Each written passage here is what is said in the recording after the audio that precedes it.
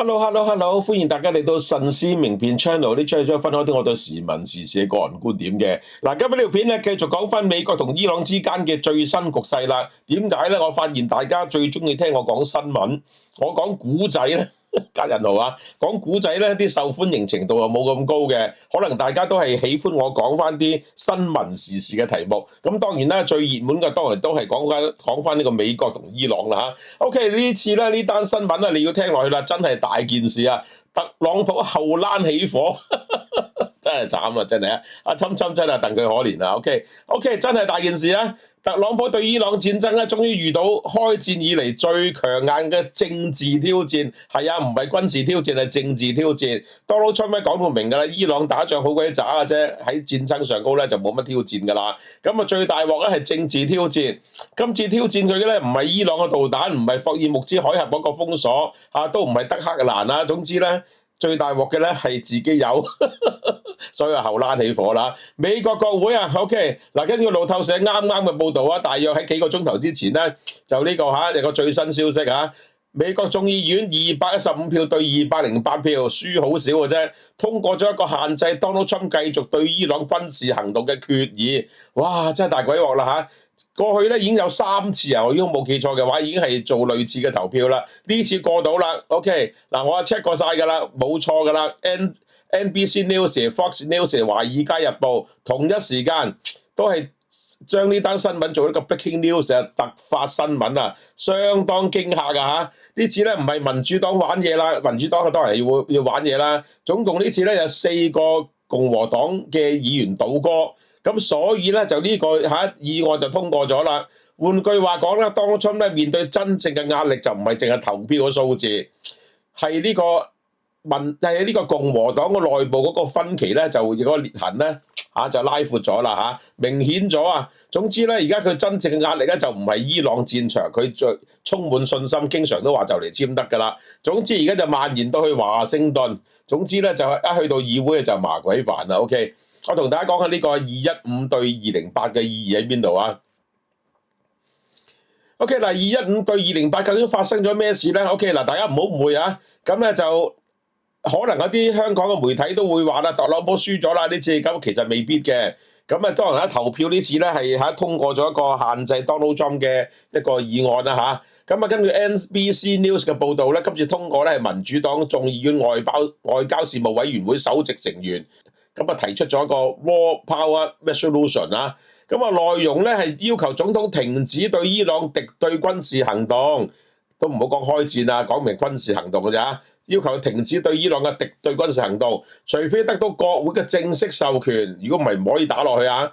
咁啊，但係 NBC 同路透社都指出一樣嘢，呢個決議本身嘅法律效力有限。OK， 講清楚啊，因為咧仲要通過參議院嘅，即係而家眾議院通過咗 ，OK， 即係完成咗，有冇一半咧？都一半都冇啊。咁如果參院都要通過埋之後咧，最後仲要攞俾 Donald Trump 自己要同意先得。你話 Donald Trump 會唔會同意啊？簡直係唔會同意啦嚇。咁所以咧，就算過埋參議院都好啦，就已經唔係50-50啦，係兩個過咗都好啦。最重要嗰個就 Donald Trump。Donald Trump 咧肯定絕對係唔會。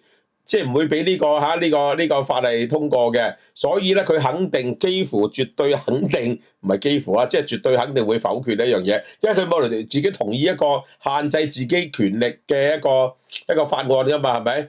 所以咧，目前國會根本冇足夠票數推翻總統嘅否決權，即係話當 Donald Trump 否決嘅時候咧，議會係冇能力推翻佢嘅，暫時都，所以喺個法律角度睇咧，Donald Trump 咧其實咧係冇即時危險嘅，不過後欄着火咧就係事實嚟㗎啦。政治信號相當強烈，因為咧呢次咧已經喺共和黨控制底下嘅眾議院竟然通過咗，即係刮 Donald Trump 一巴，冇辦法啦，呢個係事實嚟嘅嚇。咁啊 OK， 講下呢個共和黨係咪出現咗裂痕啊？同大家講下。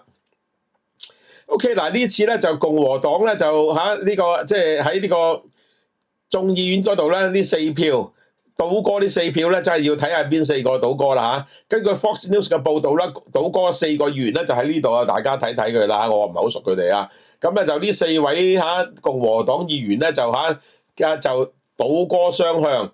咁咧就總之咧，佢哋當中咧就係即係有兩位係一直以嚟咧係一直反對 Donald Trump 介入伊朗呢件即係嘅戰爭嘅。咁啊，另外兩個咧係值得研究，就話佢哋本來都喺搖擺州嗰度嘅。咁啊，Fox News 指出啦嚇，即係搖擺呢兩個咧，由於係未來連任壓力非常大，咁即係話咧，共和黨議員可能擔心選民嘅意向，如果戰事拖落去嘅話咧，會唔會佢哋議席不保咧？所以佢哋焗住出嚟要通過呢個法案嚇，要反對Donald Trump啦嚇，即係講到呢啲議席嘅嘢真係冇辦法啦，即係唔認真啲去諗啊。不過你已經反對Donald Trump 如果係唔 endorse你，咁你又到好大鑊嘅喎，真係。所以真係即係反又死，唔反又死啊嚇。咁啊，Fox News 引用佢哋自己嗰個民意調查表示咧，而家有60%美國選民咧反對對伊朗軍事行動。坦白講，打仗就唔係好多人會同意嘅，即係佢打仗結果可能係對國家好都好啦。嗱，我話假如啫嚇。但係作為一個人喺個太平盛世嘅人，佢真係唔係好想打仗噶嘛，係咪？咁所以咧，永遠都傾向不如唔好打啦咁樣。所以呢啲數字咧，對呢啲議員咧就有壓力嘅。60%嘅選民唔中意打仗喎，你係咪做啲嘢咧咁樣？所以呢個就有咁嘅結果。不過咁嗱，一方面咧就後欄着火啫，但係咧白宮傳出嚟嘅信號咧。竟然就相反喎！呢個有趣嘅地方呢度啊。OK， 同一日即係都係琴日啦，你哋嘅時間琴日啦。Donald Trump白宮咧有一番説話，有個記者會就講咗啲嘢係唔同嘅，個氣氛同國會完全唔相同嘅。我 check 過啦，Sky News 啊同埋路透社都咁報導嘅。Donald Trump 咧今日表示，即係佢哋今日即係琴日啦嚇。OK， 伊朗咧已經相當接近簽署文件啦。嗱，坦白講，簽署咗就唔使打咯喎。OK， 咁Donald Trump咧就甚至講啦，最快今個週末就可能有突破。喂，今日禮拜三、禮拜四嚇，喂冇幾多日啫喎，咁樣嚇。所以咧，連參議院都未通過，就可能已經簽咗啦。嗱，可能㗎咋？Donald Trump講呢個接近，可能就快，都講咗好多次，因為伊朗嘅變數太多，即係伊朗簡直係即係都唔知邊個話事而家佢哋啊。咁啊 OK， 咁另一個重要嘅消息咧，Donald Trump再一次公開講啦，霍爾木茲海峽咧，只要雙方同意簽署呢個諒解備忘錄，海峽就會即時重開㗎啦。嗱，呢個咧，我覺得Donald Trump都繼續拜定心丸嘅啫。雖然大家已經好唔受呢隻藥㗎啦，已經嚇。咁啊，大家留意下呢個説話咧，好重要嘅，因為咧霍爾木茲海峽咧而家係全世界最重要棘住，即係呢個 settlement 嘅最重要嘅最大障礙。咁啊，所以咧，如果能夠解決嘅話，都係好事啦。咁啊，除咗Donald Trump之外咧，我哋睇埋盧比奧咩講啊 ？OK， 我覺得最值得注意咧，就係盧比奧咧就有句説話講咗嘅。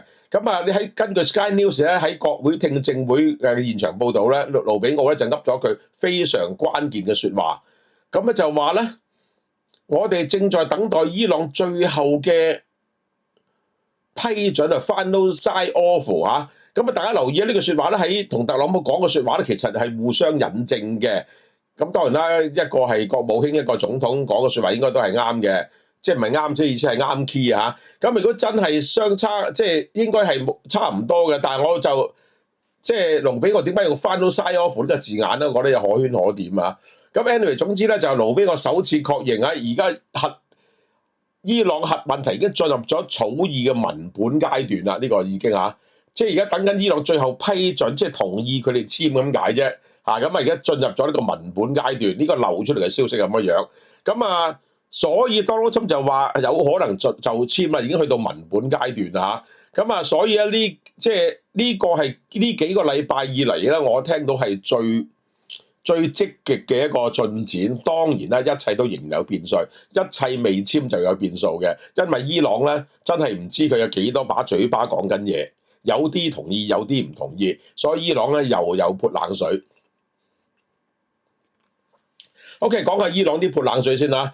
伊朗外長啦，呢個阿拉格齊就今日接受呢個，即係今日即係琴日啊，接受呢個伊朗傳媒訪問時又係咁講啦。我而家都係根據啲新聞資料去講，咁新聞資料咧一報翻佢哋嘅所謂今日嘅嘢，一讀出嚟嘅話，你哋睇得已經係昨日嘅事啦。談判未有實質進展，哇！呢個啱啱同 Donald Trump 講嘢相反啦，雙方仍然研究文本嗱。雖然冇實質進展，即係佢嘅定義冇實質進展，即係未完成咁解，但係都係喺文本嗰度啦，去到文本階段，雙方研究緊文本。咁文本包括核問題、制裁問題、黎巴嫩問題，黎巴嫩問題相當重要嚇。Donald Trump 咧就即係今日漏出個消息咧，我轉頭唔知會唔會講啊嚇。真正同真主黨對話呢個真係突破呢個話。OK， 咁啊就所以咧，佢哋而家係傾緊啲即係呢啲咁嘅問題㗎啦。咁呢個問題，呢個話題啊，我覺得相當個局面咧，真係好巧妙，真係唔知佢想點嘅。Donald Trump話就快簽，盧比我話等最後批准，伊朗話未有突破，咁即係未批准就未突破啦。所以講個説話咧，要拆解佢哋講啲咩嘅。但係國會就燒後欄，冇咗耐性啦，已經係。OK， 我睇翻啦，而家係究竟 Donald Trump 而家最後佢會面對啲咩咧？我覺得嚇，我呢個我判斷嚟嘅啫。咁眾議院投票咧，個重點唔係話佢真係有法律效力，要使到 Donald Trump 即刻要退兵，即係要將啲駐軍啊喺嗰度防守啲戰艦全部撤走晒，因為冇咁效力嘅。因為參議院講完啫，仲有眾議院講完仲有參議院，仲有 Donald Trump 簽先得。咁啊，呢個係政治信號嚟嘅。Donald Trump 之前一直講大把時間。但係佢話唔急，但係而家咧就可能開始急啦，因為嗰啲政治壓力嚟啦嚇。當時佢就話啦，要個 deal 夠好先肯簽。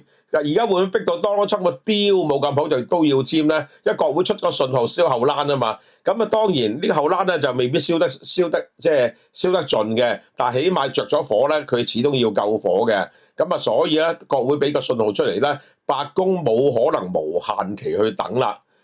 即係總之咧，而家就採取個做法就係有限嘅戰爭嗱，大家都不能否認。雖然話停火，但係互相都仍然有呢個軍事嘅攻擊嚇。咁伊朗又射咗導彈出去啦，又打死咗一個人，傷咗60幾個人啦嚇。咁美國都係會還拖啊，定係會做呢樣嘢嘅。咁而家有限戰爭、有限談判，咁停火。